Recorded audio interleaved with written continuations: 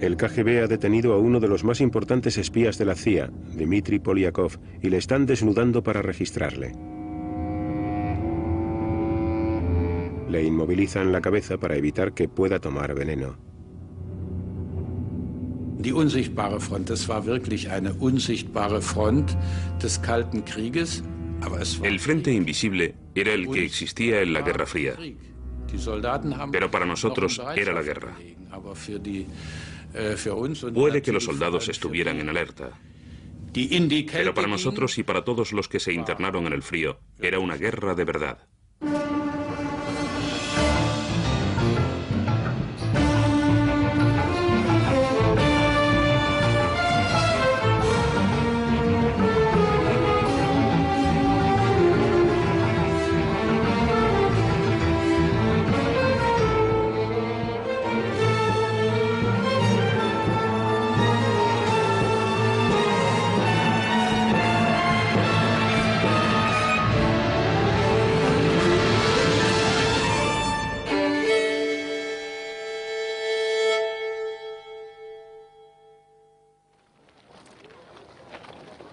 ...16 de julio de 1945. Está amaneciendo. Los científicos aliados abandonan Los Álamos y se dirigen al desierto de Nuevo México para presenciar las pruebas de la primera bomba atómica. Habían estado trabajando en ella durante años en el más absoluto de los secretos. Con solo 19 años, Ted Hall era el científico más joven que participaba en el proyecto. Estaba allí. O al menos estaba en una furgoneta o en un camión a unos kilómetros de allí. Se consideraba que a esa distancia estaríamos seguros. No puedo recordar si habíamos hecho circular alguna señal advirtiendo de que las pruebas se estaban realizando en ese lugar. Pero de todos modos ese maldito chisme estalló y fue un espectáculo impresionante.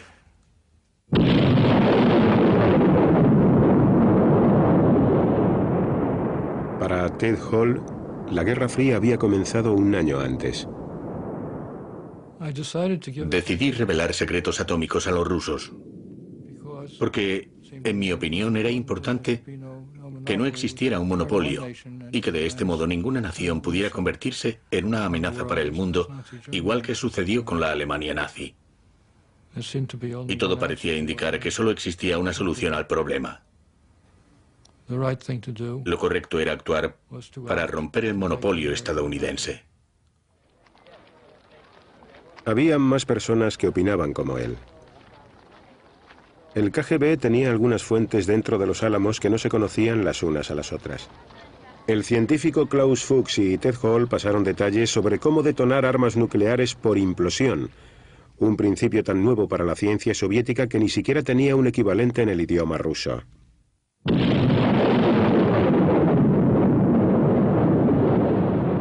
En 1949 los soviéticos hicieron estallar su primera bomba atómica, detonada por implosión. Habían copiado los elementos clave de la bomba estadounidense que destruyó Nagasaki. Los espías le habían ahorrado a la Unión Soviética posiblemente unos 2 años de investigaciones. El FBI interrogó a Ted Hall en marzo de 1951, pero no presentaron cargos por falta de pruebas. Un mes más tarde, los agentes del KGB, Julius y Ethel Rosenberg, fueron condenados a muerte. En medio del fervor antisoviético de la época, se convirtieron en los únicos espías ejecutados en tiempos de paz en los Estados Unidos. Era algo horrible, y con toda certeza introdujo en nuestro país la creencia de que allí el pueblo se consumía entre las llamas, y de que nosotros no estábamos lejos del fuego y podíamos arder también. Los servicios de inteligencia estaban en una situación muy desigual. El KGB operaba en Occidente, pero la CIA se enfrentaba a un mundo hermético. Los trenes que atravesaban la frontera finesa en dirección a Rusia estaban sellados con postigos de acero. Los Estados Unidos sufrieron una gran sequía de información. El desconocimiento del modo de funcionamiento del sistema soviético nos persiguió a nosotros, la CIA, durante toda la Guerra Fría, tanto dentro de la misma Unión Soviética como en cualquiera de los países que no eran más que copias de la URSS, por ejemplo, en Alemania del Este o Cuba, entre otros. La mayor parte de las operaciones de infiltración en territorio soviético estaban condenadas al fracaso desde el principio. Los espías del KGB, como el oficial de inteligencia británico Kim Philby, traicionaban a los agentes occidentales. Philby saltó a la opinión pública por su asociación con sus compañeros y agentes dobles Guy Burgess y Donald McLean. Philby, on the right, holds a press conference to deny charges that he was involved in the disappearance of Burgess and McLean. Well, if there was a third man, were you in fact the third man? No, I was not. Do you think there was one? No comment. Well, Mr. Philby, the disappearance of Burgess and McLean is almost as much of a mystery today as it was when they went away about 4 years ago or more. Can you shed any light on it at all? No, I can't. Philby Philby nos proporcionó una amplia información sobre esas misiones. Nos desveló el número de personas. Nos informó de quiénes eran sus coordinadores, de dónde y cómo llevarían a cabo las operaciones, y de si llegarían a nuestro territorio en paracaídas o por mar. Por supuesto, los servicios de contraespionaje soviéticos acordonaban esas zonas y capturaban a los espías. La rutina normal consistía en interrogar a los agentes. Algunos se mostraban muy hostiles y permanecían en silencio. Pero con esa actitud estaban firmando sus propias sentencias de muerte. En 1953, el emigrante soviético Mikhail Kudryavtsev se lanzó en paracaídas sobre territorio ruso para llevar a cabo labores de espionaje para la CIA. Al aterrizar, nos ataron y nos llevaron a las oficinas del KGB. Cuando llegó el investigador de Moscú, a toda prisa estaba anocheciendo. Y eso me pareció muy sospechoso. Me dio la impresión de que nos habían estado esperando, de que alguien dentro del KGB sabía de nuestra llegada. Kudryavtsev salvó la vida diciéndole al KGB todo lo que sabía y accediendo a repetir como un papagayo un discurso preparado durante una conferencia de prensa totalmente controlada por el Estado. Este soy yo. Antes de hablar en esa conferencia nos trajeron un discurso preparado y nos dieron 2 días para aprendérnoslo de memoria. Kudryavtsev hizo saber al mundo que había cometido un gran error al pensar mal de la Unión Soviética, que se encontraba sola en su lucha por mantenerse en pie. Para mí fue muy duro tener que decir esas palabras. Muy duro. Pero tuve que hacerlo para que no me llevaran de vuelta a Lubianka. Comenzábamos a creer que ese servicio contaba con una cobertura inmensa y que lo sabían todo sobre nosotros. Ni siquiera un gorrión podía caer sobre territorio ruso sin que el KGB lo averiguara. Y es que en lo que se refiere a nuestras experiencias individuales, sabemos, o sabíamos, que personas como Kim Philby habían desvelado las operaciones que planeábamos. El KGB exhibió toda una selección del equipamiento que le había sido incautado a la CIA.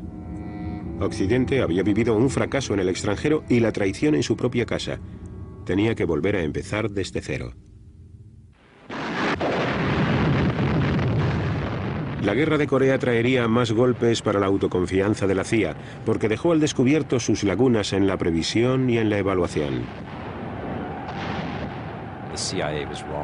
La CIA se equivocaba sobre el comienzo de la guerra. Se equivocaban sobre la implantación y la intervención de China en el conflicto. Y también se equivocaban con respecto a las capacidades de las Fuerzas Armadas norcoreanas. Creo que la guerra de Corea, en lo que a sus fallos de inteligencia se refiere, enseñó muchas lecciones a los servicios políticos y de inteligencia. Y una de las más importantes fue que debíamos mejorar nuestra inteligencia técnica y hacer que las señales y las comunicaciones de estos servicios fueran más que un compromiso. Y con esto contaríamos con muchos recursos que, unidos a la Agencia de Seguridad Nacional y todos agrupados bajo el control del Pentágono, nos permitirían desarrollar una capacidad para interceptar mensajes en cualquier parte del mundo, lo que pondría a nuestra disposición una información extremadamente vital para los agentes de los servicios de inteligencia. Berlín era un centro de comunicaciones donde innumerables líneas de teléfono y de teletipo se cruzaban bajo la ciudad. Para interceptarlas, los estadounidenses y británicos excavaron un túnel muy profundo que penetraba en el sector soviético. El propósito del túnel de Berlín era intervenir las líneas de comunicaciones de las fuerzas soviéticas en Alemania del Este y en Polonia y sus conexiones con Moscú, para proporcionar a nuestros agentes información sobre sus contingentes y para estar prevenidos de antemano ante cualquier movimiento. Las líneas desde los micrófonos también quedarían dentro del túnel y en primer lugar las amplificamos para luego poder sacarlas a la zona de almacenes, donde cientos y cientos de aparatos registraban día y noche cada sonido que emitían esos chismes. Desde el comienzo, un contacto de los soviéticos, situado dentro de los servicios de inteligencia británicos, le había revelado esta operación al KGB. El traidor era George Blake. Yo era el secretario de la reunión en la que se planeó el túnel. De manera que pude dibujar un simple esbozo que mostraba cuál iba a ser su trazado y qué cables pretendía intervenir. Blake había servido como oficial de inteligencia británico en Seúl. Capturado por los norcoreanos, fue testigo de cómo los occidentales bombardeaban a la población civil.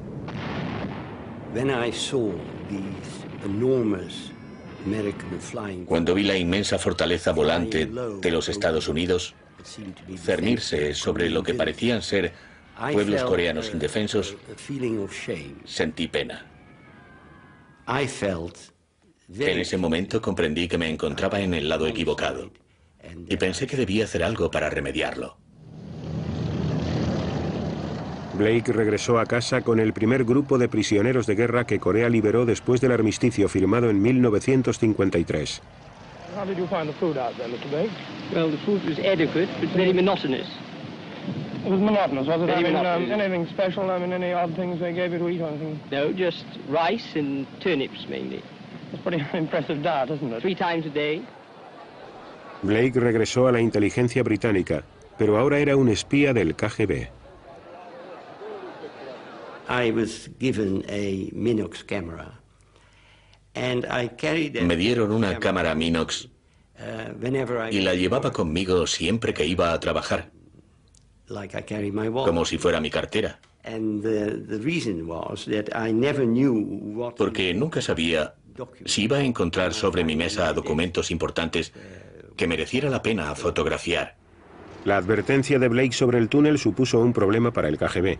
Si decidían emprender acciones para evitar que se llevara a cabo el proyecto, se arriesgaban a desenmascarar a su agente.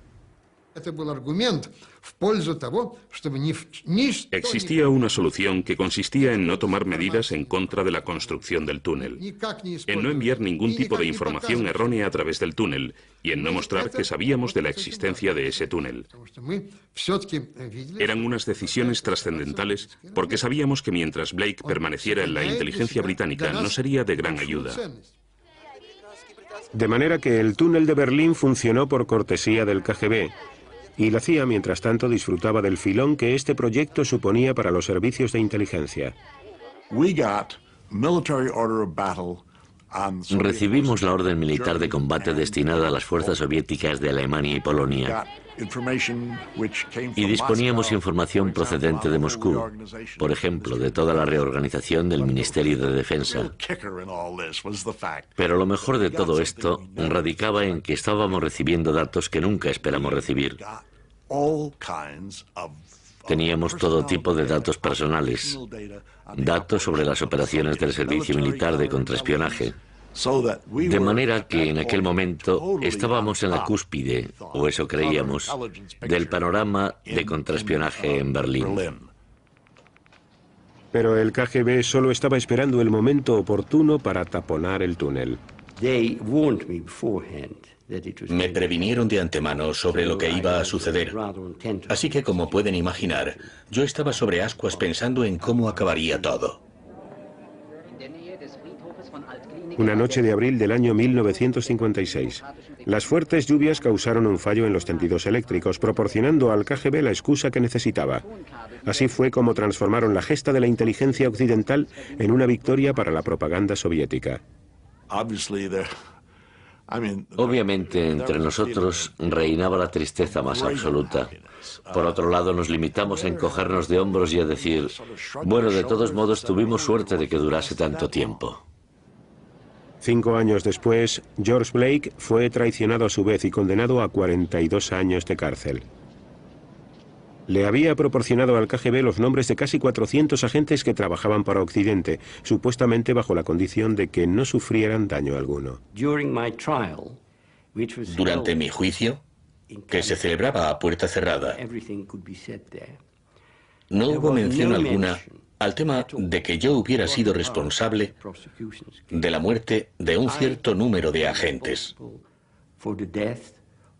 No formaba parte del caso de la acusación. Pero armado con los nombres que Blake les había proporcionado, Moscú solo tuvo que esperar hasta tener suficientes pruebas adicionales. George Blake era muy inocente en el sentido de que era una persona muy ingenua. No quería saber que todas esas personas a las que traicionaba estaban siendo ejecutadas.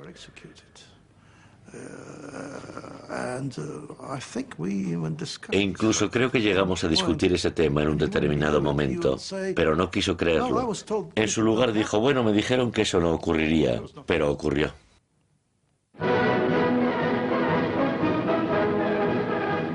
A medida que a partir de los años 50 la Guerra Fría se iba intensificando, la presión que tenía que soportar la CIA también era cada vez mayor.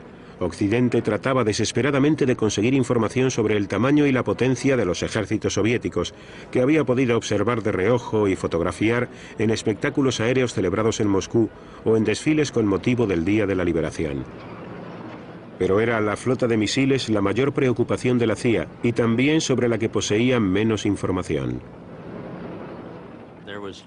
No muchas personas de los servicios de inteligencia estaban al corriente de los despliegues de misiles en la Unión Soviética. Había pocos servicios de comunicación que plantearan la posibilidad de que esta fábrica o aquella ciudad pudieran estar involucradas en este tipo de actividades debido a su comunicación con emplazamientos conocidos de misiles. Pero lo que más echábamos en falta era alguna evidencia firme y consistente de que realmente estaban desplegando su arsenal. Desde 1956, la superioridad técnica de los estadounidenses comenzó a proporcionarles respuestas. Los aviones de reconocimiento de la CIA, los U-2, sobrevolaron Rusia para fotografiar las bases soviéticas, pero en 4 años de búsqueda no encontraron ninguna zona operacional de lanzamiento de misiles balísticos intercontinentales.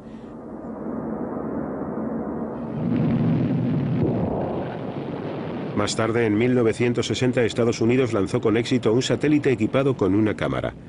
Después de 17 órbitas, la cápsula con la película fue catapultada al espacio, capturada en el aire y devuelta a tierra para su análisis.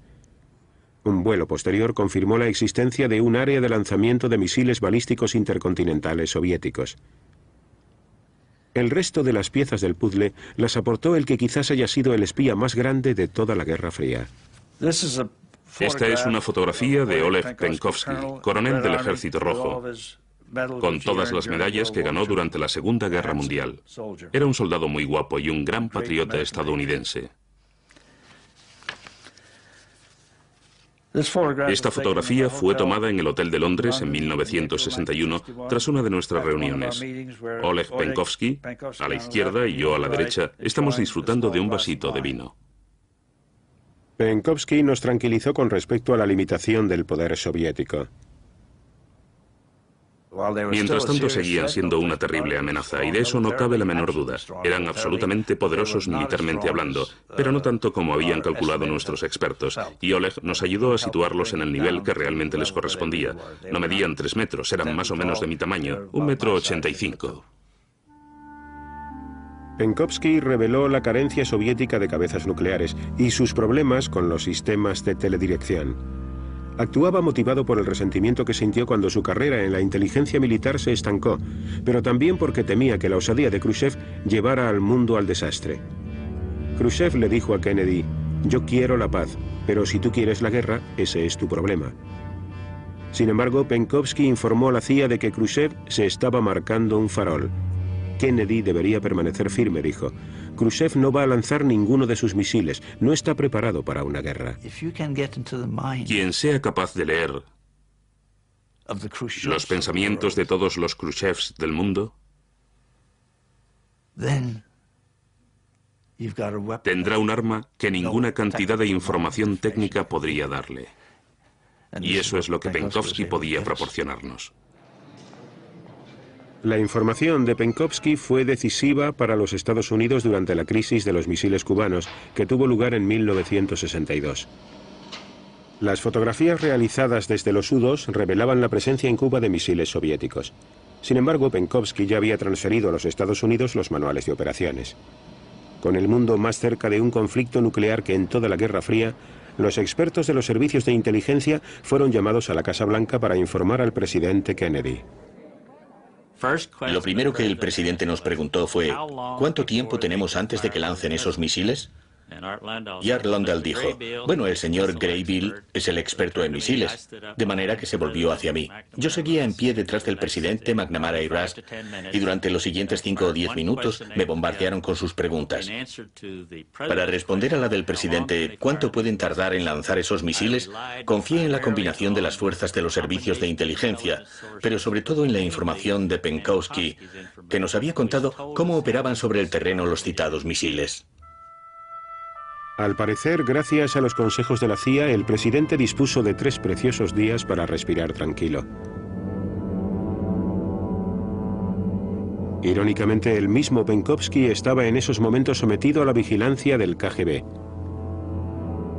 La última vez que Joe Bullick le vio fue en París. Nunca pensé que estuviera en peligro, de lo contrario hubiera insistido en que se quedase. De hecho, si hubiera sido necesario, le hubiera obligado o incluso secuestrado para que no se fuera, pero realmente nunca sentí que esa fuera nuestra última reunión en París. Nunca creí que estuviera en peligro. De regreso a Moscú, Penkovsky envió un mensaje que parecía rutinario.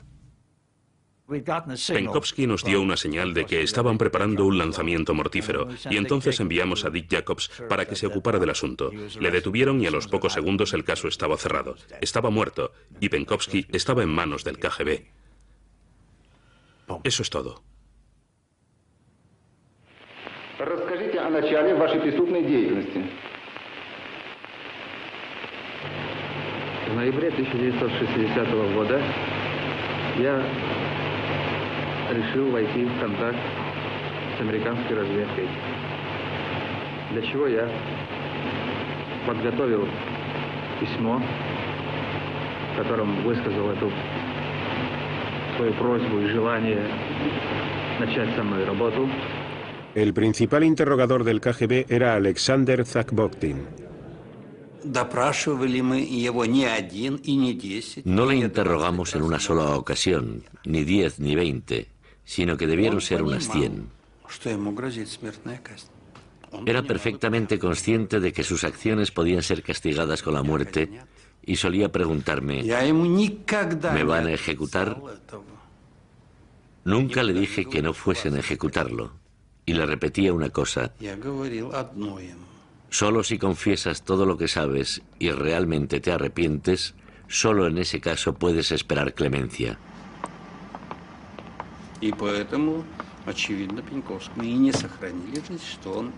Puede que por este motivo no le perdonasen la vida a Penkovsky. Nunca confesó nada. Estoy completamente seguro de que a Penkovsky le dispararon. No puedo decirles más.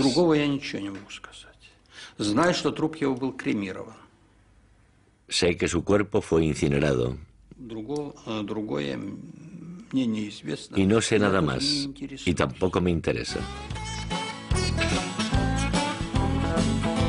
Pero no todos los espías acabaron haciéndose famosos. Estas son las películas caseras de Galina y Mikhail Fedorov, oficiales del KGB que operaron absolutamente en secreto durante 20 años.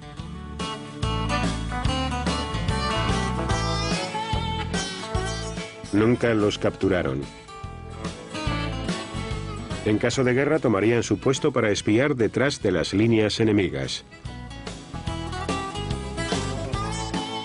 Al KGB nunca le faltaron reclutas. Algunos lo hacían por dinero, otros por ideología y otros porque les parecía muy emocionante llevar una vida secreta.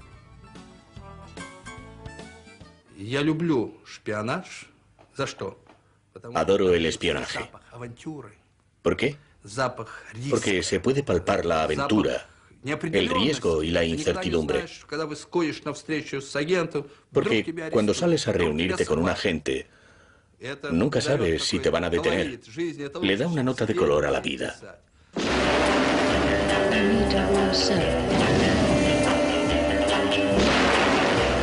Mr. Bond, I expect you to die.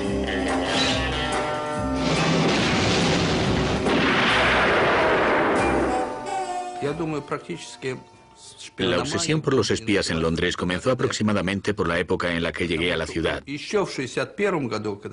1961 nos invitaban a todas partes. Éramos muy populares. Nos invitaban a fiestas privadas y su actitud con respecto a nosotros era muy buena. Pero a medida que avanzaban los años 60, llegaron los grandes desastres como el de Blake y otros espías del KGB. Luego se produjo el escándalo Profumo con la prostituta Christine Keeler. Este suceso conmocionó en cierto grado a Gran Bretaña. Después, cuando llegaba a algún lugar, la gente me preguntaba, ¿es usted un espía? A lo que yo respondía, por supuesto que soy un espía. Los gobiernos occidentales estaban cansando de que hubiera tantos agentes del KGB en su zona. En 1971, los británicos expulsaron a 105 agentes de la inteligencia soviética que fueron identificados por un desertor. La tecnología poco a poco se iba ocupando de las tareas más duras del espionaje. Ahora los satélites podían interceptar las comunicaciones radiofónicas y los datos de las pruebas de lanzamiento de los misiles de los rivales. Las películas filmadas desde el espacio ya no tenían que ser devueltas a la Tierra. El satélite tomaba la fotografía desde el cielo y transmitía su imagen directamente al puesto de uno de los analistas en los Estados Unidos, que podía ver lo que ocurría en el territorio internacional, sin levantarse de su mesa. Este constituyó el mayor éxito logrado por los servicios de inteligencia de la Guerra Fría. A través de las fotografías y de las escuchas electrónicas, cada bando recibía cantidades ingentes de información, a menudo demasiada para que los analistas pudieran ocuparse de toda. El espionaje tecnológico incluso contribuyó a ayudar a las superpotencias a poner rumbo hacia la paz. Los sistemas técnicos eran casi esenciales para controlar el proceso de armamentos. Gracias a las fotografías y a las escuchas electrónicas, lo sabíamos todo sobre los sistemas militares rusos. En una ocasión, cuando estábamos negociando el SALT II, o Tratado para la Limitación de Armas Estratégicas, tuve que presentarme ante el Senado y decir, si ratifican ese tratado, podré observar todo lo que suceda desde esta distancia. Y así sabré si están cumpliendo o no con los términos del tratado. A pesar de contar con una flota de barcos espía, puestos de escucha en todo el mundo y Sputniks en el cielo, la inteligencia técnica soviética seguía por detrás de Occidente. Incluso así, ellos afirmaban que habían averiguado los códigos cifrados de más de 60 países, aunque muchos de ellos los obtuvieron mediante el robo y el chantaje. Los servicios de inteligencia técnica soviéticos eran muy inferiores a los de inteligencia humana. Los soviéticos eran extremadamente hábiles aplicando las técnicas de persuasión, con las que conseguían que muchas personas abrazasen su ideología. Los métodos de espionaje del KGB se propagaron más allá de los conflictos existentes entre las superpotencias, y así fue como se creó un sistema de vigilancia rutinaria de los ciudadanos de a pie, que realizaba la Policía Secreta de Alemania Oriental, o Stasi. La Stasi habitaba un mundo moral de su propiedad. Los interrogatorios se solían grabar, era una práctica rutinaria, pero además había cámaras por todas partes. Las relaciones entre las diferentes áreas del contraespionaje y con el departamento encargado de llevar a cabo los interrogatorios eran muy amistosas. Allí había todo tipo de gente y reinaba una atmósfera cordial. No eran esa clase de personas retorcidas que utilizan métodos atroces para extraer confesiones de la gente.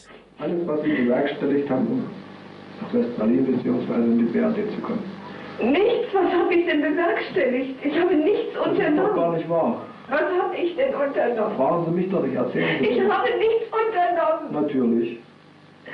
Ich habe nichts, gar nichts.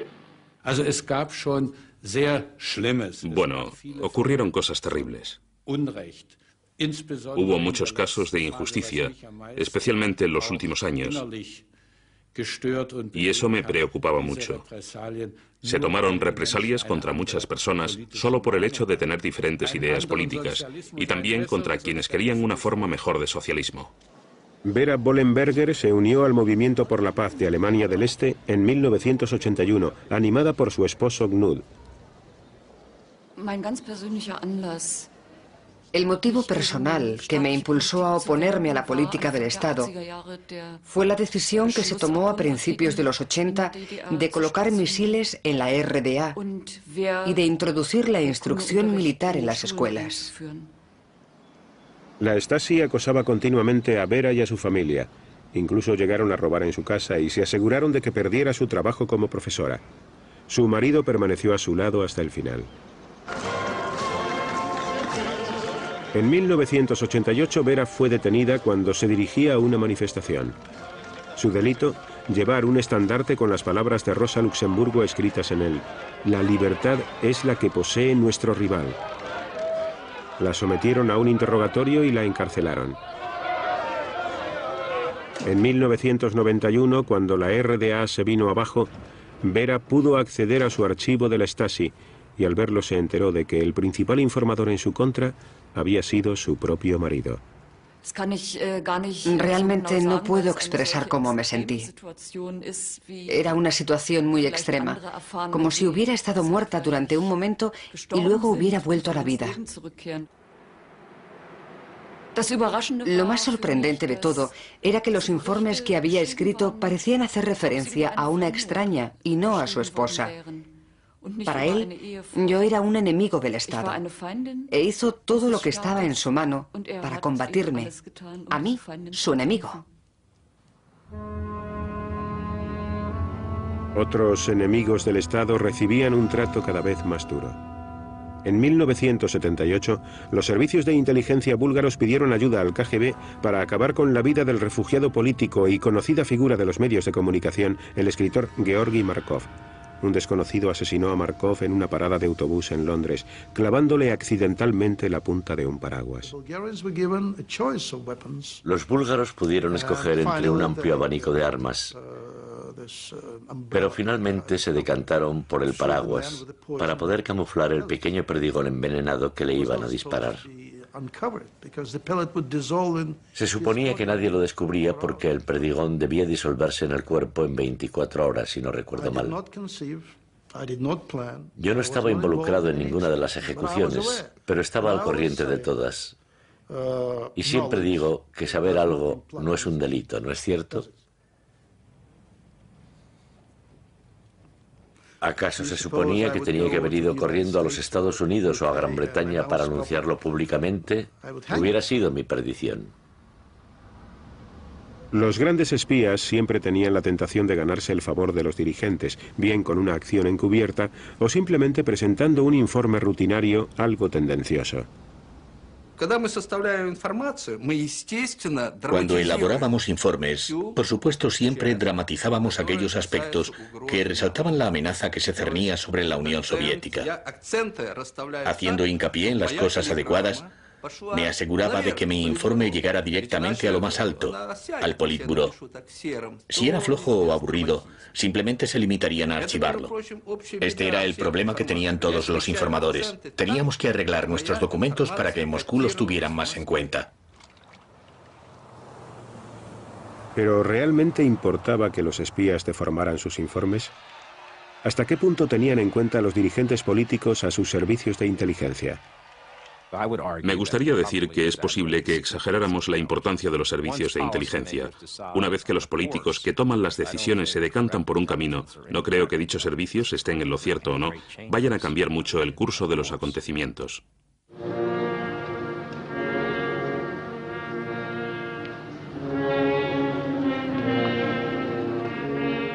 Noviembre de 1988. Kim Philby es enterrado con todos los honores en un cementerio de Moscú. Primero, hacía ya casi 50 años, había traicionado a Gran Bretaña pasando secretos al KGB. Pero nunca se llegaba a depositar plena confianza en los conversos. Al final, el KGB le abría el correo y tenía su teléfono pinchado. Parecía que la era de este espía había terminado. De hecho, durante los 80 la CIA había situado a sus agentes cuidadosamente dentro de los servicios de inteligencia y los círculos de defensa soviéticos. Entre ellos había fuentes preciosas como Adolf Tolkachev, experto en aeronáutica, al que vemos aquí de camino a una reunión en Moscú con su contacto de la CIA. De repente, el KGB aparece para detener al más importante de los espías soviéticos de la CIA.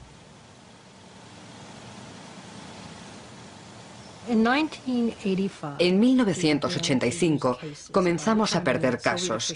Y con eso me refiero a que algunos de los agentes soviéticos que trabajaban para nosotros desaparecieron. Esto nos llevó a pensar que algo iba mal, pero no nos imaginamos que se trataba de un topo. Y entonces Occidente perdió al general Dmitry Polyakov, de la inteligencia militar soviética. Polyakov se había retirado tras 18 años ejerciendo como espía, cuando el KGB saltó sobre él.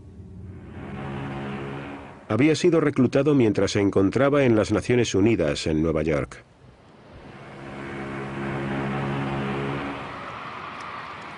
Polyakov regresó a Europa en 1962 en el Queen Elizabeth. El fotógrafo del barco tomó esta imagen durante la cena del capitán. Sentado tan solo unas mesas más allá se encontraba el hombre del FBI que le había introducido en esto, John Maybe. Dijo, no estoy nada satisfecho con el cariz que están tomando las cosas en la Unión Soviética. El gobierno no se preocupa por el pueblo. Han iniciado una guerra con los Estados Unidos que no tienen ninguna posibilidad de ganar y los únicos que sufrirán las consecuencias de todo esto serán los ciudadanos rusos. Nos reunimos en el Queen Elizabeth todos los días que el barco pasó en el mar, incluso 2 veces al día. Revisamos literalmente miles de fotografías de soviéticos que habían pasado por los Estados Unidos o que se habían establecido por todo el mundo. Y él identificó un cierto número de esas imágenes con nombres y apellidos.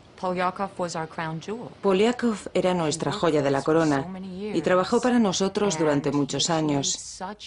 Llegó a tener una categoría tal que en lugar de observar una organización a través de los ojos de nuestras fuentes, nosotros la mirábamos de abajo arriba con Polyakov.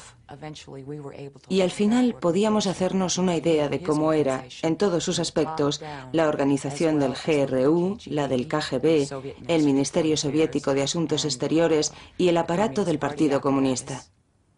En 1991 Sandy Grimes se unió al equipo que investigaba las desapariciones de agentes de la CIA. Al mando se encontraba Jean-Bert Feil, que ahora sí sospechaba que en sus filas había un infiltrado del KGB. Llevar a buen fin un caso de contraespionaje en el que se pretende encontrar a un topo siempre resulta una tarea muy larga y difícil. Cuando por fin completamos una lista de las personas que podrían haberlo hecho, nos quedamos con 198 nombres. La caza del infiltrado duró 3 años y les llevó hasta un agente que trabajaba para los servicios de contraespionaje de la CIA, Aldrich Rick Ames. En 1993 el FBI le filmó en secreto en Bogotá. Yo no dejaba de moverme de un lado a otro preguntándome qué podía haberle pasado a mi contacto del KGB que tenía que estar allí desde hacía 1 hora. Yo estaba preocupado y con razón, pero no vi la vigilancia. Y supongo que al FBI debió resultarle muy frustrante porque tenían un miedo atroz de que yo viera que me estaban vigilando, de manera que tenían que permanecer bastante alejados. El resultado fue que nunca me vieron hacer nada, no tenían pruebas de que yo estuviera realizando ningún tipo de actividad operacional. El FBI comenzó a vigilar la casa de Ames e intervino sus teléfonos. La gran oportunidad se presentó cuando la CIA pudo analizar sus extractos bancarios.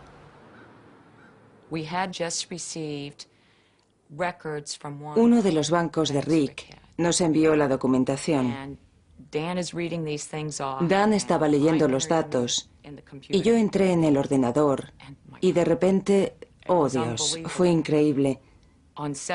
Habíamos recibido informes de que el 17 de mayo Rick había comido con su contacto soviético Chubakin. El 18 de mayo había un ingreso en su cuenta corriente de $9.000.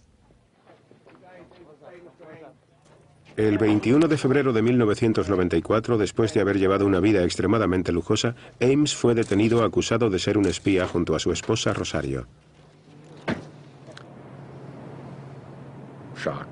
Sorpresa, depresión, admites inmediatamente que se ha acabado y toda la vida pasa ante tus ojos. Sentía que este era el final, pero no experimentaba sensación de alivio, era algo mucho más doloroso. En abril de 1985, Aldrich Ames había entrado en la embajada soviética en Washington y había comenzado a vender secretos al KGB. Por ellos le pagaron un total de $2.700.000. Bueno, los motivos por los que tomé esa decisión en abril de 1985 eran personales, banales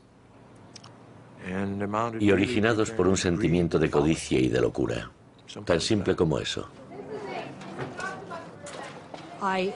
En mi opinión, Rosario fue en gran parte la culpable de ello. Era la primera interesada en gastar dinero y le gustaba vivir a todo tren. Y creo que lo que Ames pretendía era comprarla en cierto modo, comprar su amor. Y para ello tenía que hacerle regalos muy caros. Ames no se hacía ilusiones sobre el precio real de su traición.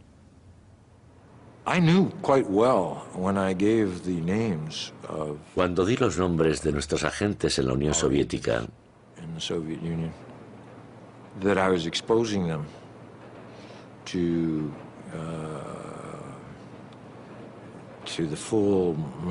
sabía muy bien que los estaba exponiendo a toda la maquinaria del contraespionaje y de la ley.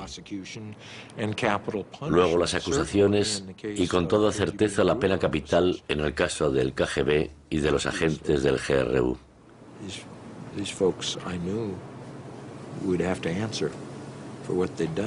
Evidentemente, yo sabía que esos chicos tendrían que responder por sus actos.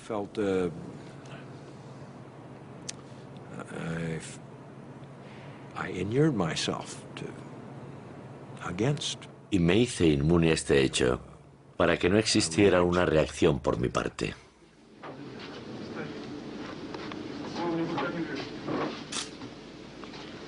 Dmitry Polyakov fue uno de los 25 agentes a los que Ames traicionó. De ellos, 10 fueron ejecutados y uno se suicidó.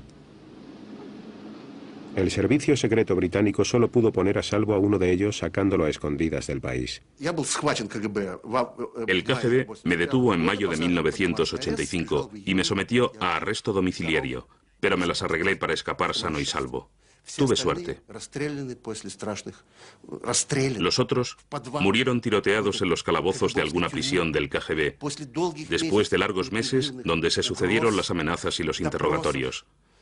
Lo perdieron todo: familia, hijos, trabajo, incluso la vida. Pasaron 1 año, 2 años, o en el caso del general Polyakov, casi 3 años, esperando cada minuto a que llegara la muerte. Polyakov fue juzgado en secreto y se mostró crítico con el líder ruso hasta el final. Le había proporcionado a Occidente una información preciosa sobre los misiles soviéticos, la estrategia nuclear y la guerra química y biológica. Sin embargo, fueron muchos los espías que sacrificaron su libertad o su vida en ciclos destructivos de continuas represalias. Los hombres como Polyakov revelaron nombres, revelaron secretos, y yo hice lo mismo por razones que a mí me parecían suficientes.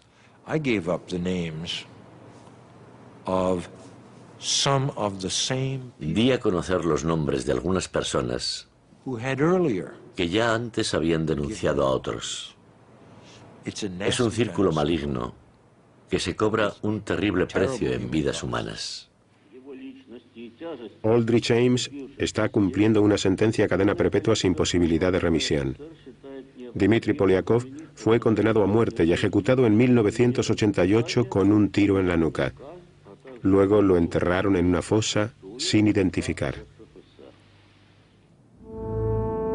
Durante medio siglo, los espías se habían mirado con detenimiento los unos a los otros a través de una bruma de ignorancia y desconfianza.